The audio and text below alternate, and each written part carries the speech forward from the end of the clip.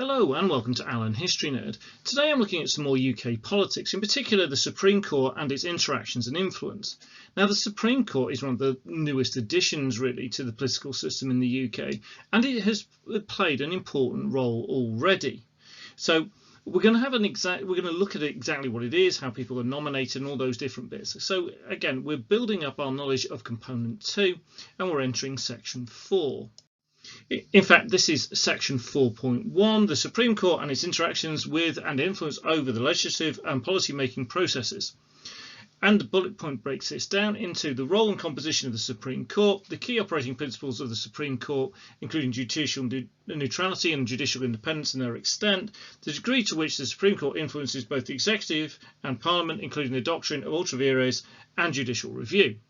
So quite a lot of stuff to get through, and this is really important because it adds into kind of greater and bigger questions about UK politics in terms of how much restraint is there over our executive, how much restraint and scrutiny and accountability is there of Parliament. Now obviously with parliamentary sovereignty in the UK, restrictions on Parliament are really difficult, and we will see with some of the details over the Supreme Court. The Supreme Court is, as I've said, really new, and in this bit I'm going to look at the role and composition of the UK Supreme Court. Now, it only opened in October 2009. This followed the Constitutional Reform Act of 2005, and it replaced the Law Lords as the highest court in the UK system. It consists of 12 members. Now, immediately you might go, well, that seems a bit odd. If you're going to make judgments, you want an odd number, you don't want an even number, and actually, in actual cases, then they do hear cases with an odd number, and the number gets higher. So actually you can tell how important the Supreme Court case is by how many judges are sitting. So it might be 5 or 9. Now, in a recent example, 2016-17, 11 judges sat on the case over whether Parliament or government should initiate the UK leaving the EU. Really important constitutional question, really high-profile case, 11 judges. The court is headed by the most senior figure, who is given the title of President of the Supreme Court. There are currently 10 male and 2 female justices. This is actually improved. It was 11-1, and this has led to kind of earlier criticism of the court that it was male, pale, and stale. And this is referring to the fact that it's male dominated, that it is all white, and that actually maybe in this and other ways it was out of touch with the UK population. Justices are known as Lord or Lady, though they don't actually sit in the House of Lords until after they retire. So again, it's kind of linking back to what it's replacing is the Law Lords. The Supreme Court justices have to have served as either senior judges for at least 2 years or have been a qualified lawyer for at least 15. There is a mandatory retirement age of 70. It was originally 75. So once appointed, then a judge really is very difficult to remove. We'll talk about that in a bit more detail later on. So new appointments. So when there's a position becomes available, there's a nomination process by a five-member independent selection commission, which includes the president and deputy president of the court, members of the Judicial Appointments Commission, and the equivalent bodies in Scotland and Northern Ireland. So the Judicial Appointments Commission looks after England and Wales. So this is an independent selection committee that is made up of experts in the field. It's made up of key figures from legal circles around the UK. The Lord Chancellor, also known as the Justice Secretary, then confirms or rejects the nomination. Now they can't just keep doing that. So if actually the independents are going, actually this is the right person for the job, and you've had a couple of rejections by the Chief Justice Secretary already, then actually that'll be overturned. They can't just keep doing it. And the appointment is then confirmed by the Prime Minister and then by the monarch, and those are more kind of ceremonial really than anything else. Now, the Lord Chancellor, also known as the Justice Secretary, is a really interesting position in UK politics. Now, the Lord Chancellor used to be a member of the Cabinet and therefore the Executive, Chairman of sittings in the House of Lords, therefore a member of the Legislative, and head of the Judiciary, who appointed judges, so therefore part of the Judiciary. Now, the reforms have largely, well, they removed their position in the House of Lords, and they have also removed that kind of sole power to appoint judges. So their position has been reduced, and that's quite important in terms of one of the steps that was intended with the creation of the Supreme Court was to improve the separation of powers in the UK. Obviously, there still is a great deal of fusion of power in the UK, but it's in terms of the judiciary has been given a greater degree of independence, which is a really important part of any democracy. So the Supreme Court is the only UK-wide court. Other than going to the Supreme Court, Scotland and Northern Ireland have independent court systems. It is the final court of appeal for judgments made in lower courts. It is the final court of appeal for criminal cases in England, Wales and Northern Ireland, and in civil cases across the whole of the UK. There's a final point of appeal in Scotland, independent of it. It hears cases of significant public and constitutional importance. So again, it depends on the case and whether it ultimately will end up in the Supreme Court in a lot of ways. It is used to interpret the application of EU law in the UK, or it used to. Obviously, it doesn't do that anymore. It rules whether devolved authorities have acted outside their powers, and this idea of people going beyond their powers is an important part of the Supreme Court, in which it makes really important decisions, not only for devolved powers, but for other political institutions in the UK.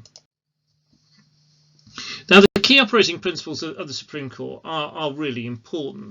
Now, one of these is judicial neutrality. So justices should not be swayed by their own political opinions and should stay out of party politics, because you don't want someone who is an avid supporter or an avid opponent of the government making a decision about whether the government has done something legal or illegal. So, for example, I wouldn't become a judge in what is the cutest cat in the world competition. As you can see from the photo of me, my cat would win, in my opinion. So neutrality is an important thing. You don't want people making judgments about things who have essentially a bias. They have a kind of a horse in the race. They have someone who they would support. Conflicts of interest are also avoided by justices not sitting in any cases that involve a family member or a friend or a professional associate. Now, they can take part in public activities, but they can't be involved in anything which would deem to be political activity. So they can lecture or write, but only to inform the public, not to promote political ideas or parties. They can do charitable work. They can serve on official bodies, as long as in doing so they remain politically neutral. So there are safeguards in place to make sure you get a neutral judiciary. And again, that's really important for public confidence in the court system. Now, part of this idea of judiciary, we get the idea of transparency. So it should be really easy for the public and press to find out why the courts made the decisions that they did. Decisions are fully explained on the court's website, and cases are televised via the internet. This means that the public can scrutinise proceedings and check for political bias, and therefore they should know why that decision has been made. They can go back and look at it and check. And if there is therefore could be a scandal where people went, right, actually, I think this justice or these justices are biased towards that political party, that actually the government has not been given a fair hearing or has been let off too lightly or whatever it is.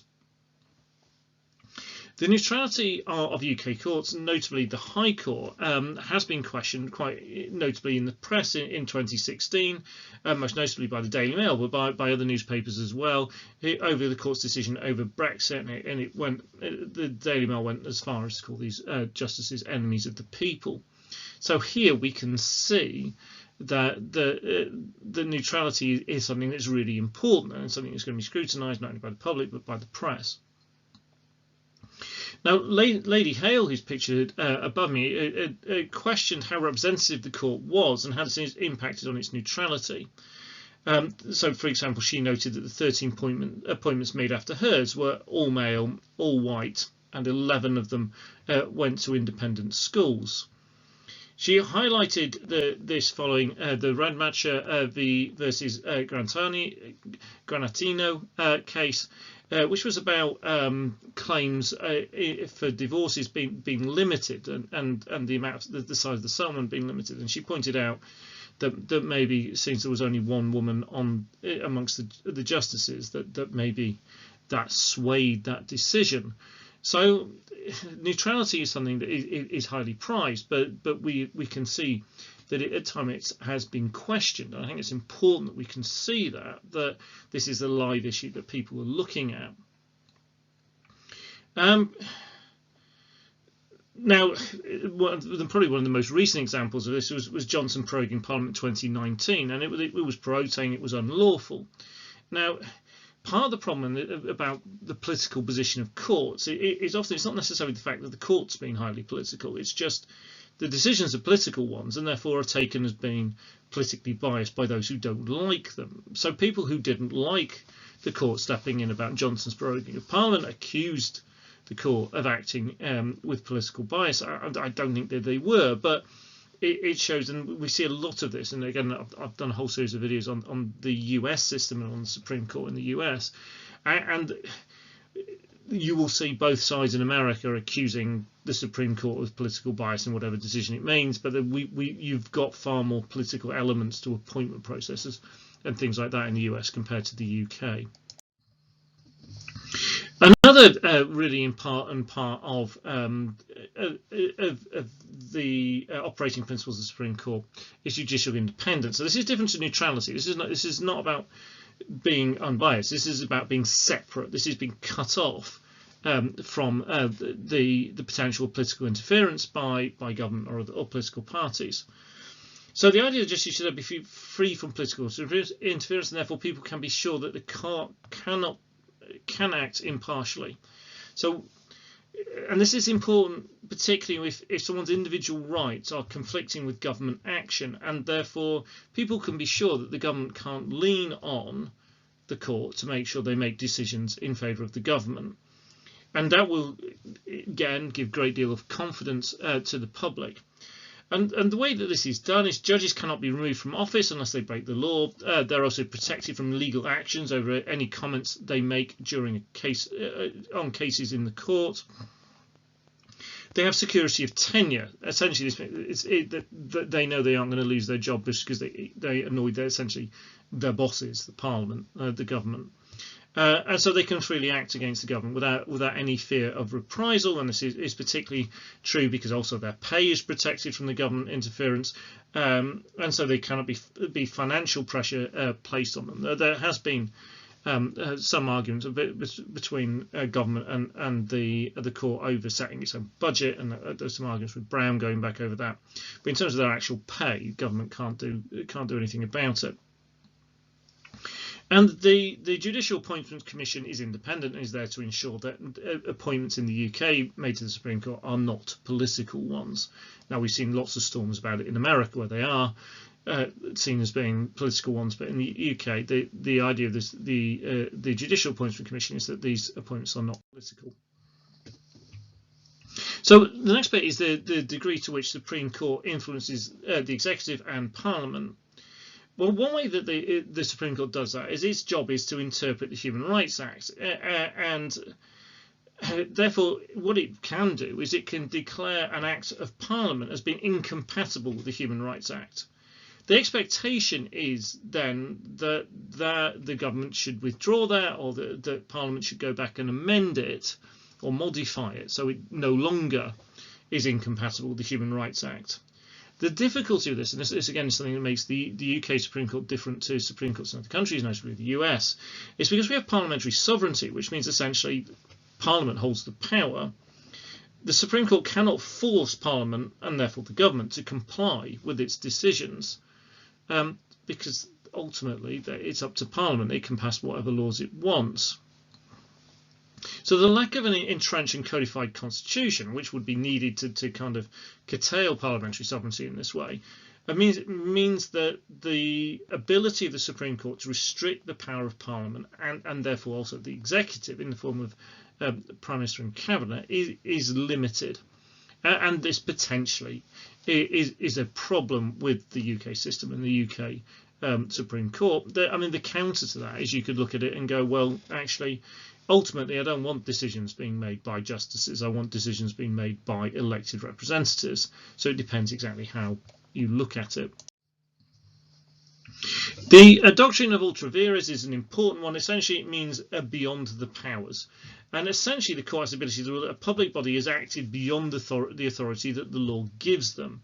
There's a couple of examples I want to go through with this. So the first is the Supreme Court ruled the former Lord Chancellor Chris Grayling had acted ultra vires when he had changed the Legal Aid Act using secondary legislation, introducing this very controversial residence test back in 2012.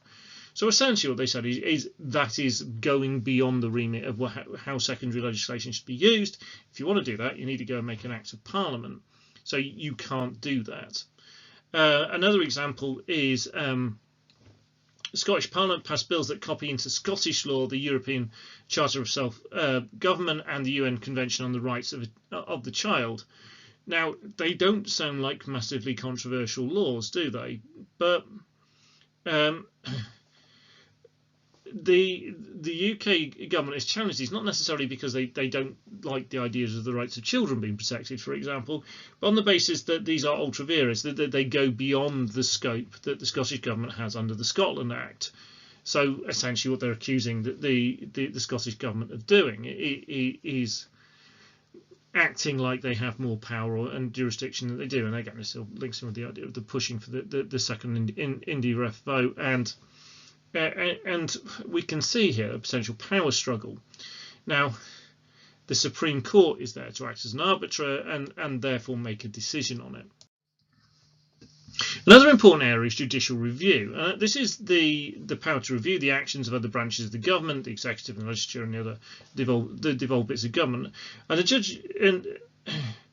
judgment might be if they have broken the law and acted in a way that is incompatible with the Human Rights Act, for example.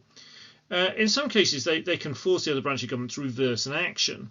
And again, the example of this is the Johnson proroguing of Parliament 2019, and the Supreme Court judged that Johnson had acted unlawfully, and therefore the decision to prorogue Parliament was reversed. And Johnson mumbled about it and complained about it, but ultimately had to, in this case, abide by the decision of the Supreme Court. Now, he can get round it by changing the law, because the Supreme Court interprets what is lawful based on what is the law. So if you brought in an act of Parliament that said actually in those circumstances you can prorogue Parliament, then you would be able to do it. And we go back to the problem I spoke earlier about a lack of a codified entrenched constitution, and that means ultimately, although government and Parliament can be kind of pushed back in some of these ways by the Supreme Court, that ultimately it'll be Parliament that will decide. I hope that's been helpful for you. If so, please hit like. If you have any questions or comments, please leave those in the comments section. If you haven't done so already, then I urge you, please do subscribe. This video makes up part of a very large playlist now, so over 150 videos looking at A Level Politics. I've go through every single bullet point in the A Level specification. Pretty much, I've done the vast majority of them now, and again, depending on when you're watching this video, I might well have done more by the time you're watching this. There are also playlists on a whole range of history topics, again aimed at A-level students, so hopefully there will be lots to interest you, and if you are studying, to help you with your studies. Thank you very much for watching.